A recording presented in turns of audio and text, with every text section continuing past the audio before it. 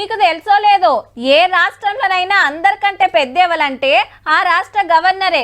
అసెంబ్లీలో ఎన్ని చట్టాలు చేసినా ఎంత ముఖ్యమైనవి చేసినా గవర్నర్ సంతకం చేస్తే చెల్లుతుంది. సీఎం ప్రమాణం చేయాలంటే ఆ కార్యం నడిపించాల్సింది గవర్నరే. మంత్రి పదవికి రావాలంటే గవర్నర్ చేతుల మీదకెళ్ళే అవుతుంది. కొన్ని రాష్ట్రాలల్లో సర్కారుకు గవర్నర్లకు పడక రచ్చ కాబట్టే గిసొంటి టైంలా మనకు గీసార్ వచ్చిండు ఆ పదవులకు. మన కొత్త గవర్నర్ గీసారే, పేరు సిపి రాధాకృష్ణను. ఆల్రెడీ జార్ఖండ్ గవర్నర్, తెలంగాణ చూసుకునే బరువు కూడా ఈసారికే ఎత్తింది రాష్ట్రపతి మేడము. కాకుంటే ఫుల్ టైం గవర్నర్ వచ్చేదాకా ఇన్ఛార్జి.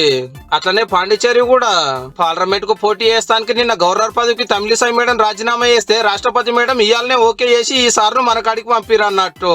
రాధాకృష్ణన్ సార్ది కూడా తమిళనాడే. అప్పట్లో ఆ రాష్ట్రం బీజేపీ అధ్యక్షుడే. 5 మాటల ఎంపీగా పోటీ చేస్తే 2 మాటల పార్లమెంట్ కు పోయిండు. ఏడాది కిందట జార్ఖండ్ గవర్నర్ అయితే ఇప్పుడు ఇంకో 2కి ఇన్ఛార్జ్ గవర్నరు. ఇక తమిళిసై మేడంది కూడా తమిళనాడు. అంతకుముందు ఉన్న నరసింహన్ సార్ కూడా ఆ రాష్ట్రం మనిషే. అంటే మునం పెట్టి 3 గవర్నర్లు తమిళనాడుకెళ్లే వచ్చినట్టు మనకు. అయితే ఇప్పుడు ఎన్నికల కూడా అమలు ఉన్నది కాబట్టి పవర్ అంతా ఎలక్షన్ కమిషన్ కానే ఉంటది. ఓట్లు అయిపోవడే ఆల్చం కాంగ్రెస్ గవర్నమెంట్ వడిపోతుంది, డబుల్ ఇంజిన్ సర్కార్ వస్తుందని బీజేపీ లీడర్ రూకు కంటున్న టైంలో పాత బీజేపీ లీడరే కొత్త గవర్నర్ గా వచ్చేండు. చూడాలి మరి ఈసారి ఎన్ని రోజులు ఉంటాడో, అటెంక రాజకీయం ఎట్లుంటదో.